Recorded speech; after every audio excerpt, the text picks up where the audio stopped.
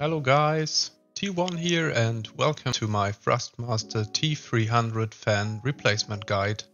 No soldering or cable cutting is required. For this guide you will need a Noctua fan, a 2 to 3 pin adapter cable. Be aware that there are different kind of 2 to 3 pin adapter cables. Unfortunately, I used the wrong one in the first try. You will also need 1 to 2 zip ties, a screwdriver, a plier and a scissor. I added the exact fan and the cable to the description. Also an affiliate link if you would like to support me. The first thing you must do is to remove the power cable from your wheel. Afterwards, remove your wheel. For this, unscrew the screw that keeps the wheel locked. Now rotate your wheel as far counterclockwise as possible. Then pull the wheel towards you and turn the wheel mount clockwise until the wheel gets loose. The next step would be to remove the 4 screws in the front of the wheelbase.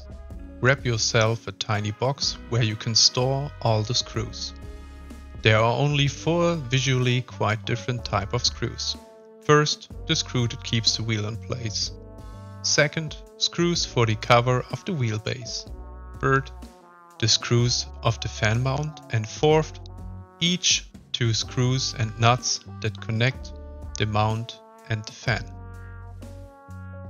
It's time to remove the 5 screws on the bottom of the wheelbase.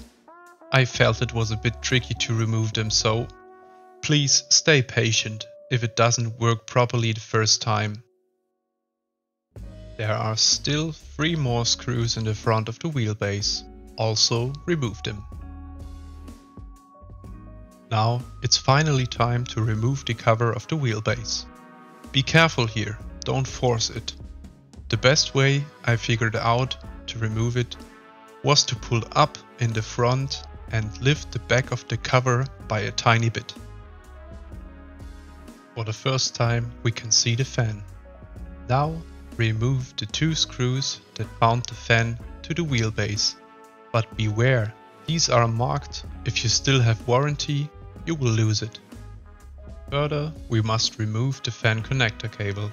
Either you use a plier, but be careful to keep your circuit board undamaged. Or you just pull on the cable and might damage it. I used my plier here. Just unscrew your old fan from the fan mount. In this short clip, you are able to see how the new fan should be mounted.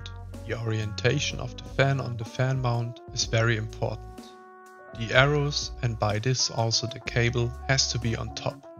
On the bottom you should position the fan mount. Put the screws in and lock it with the nut. Just grab it with the plier and use your screwdriver to apply tension. Now it's time to connect the 3-pin female connector of the fan to the male 3-pin one from the adapter cable.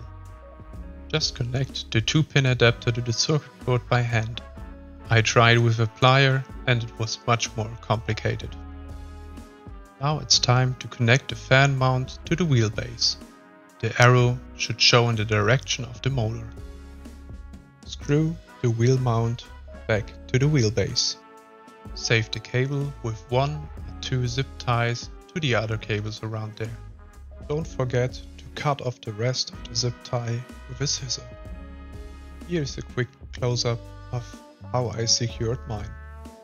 Finally, just put everything back together in the opposite order and that's it.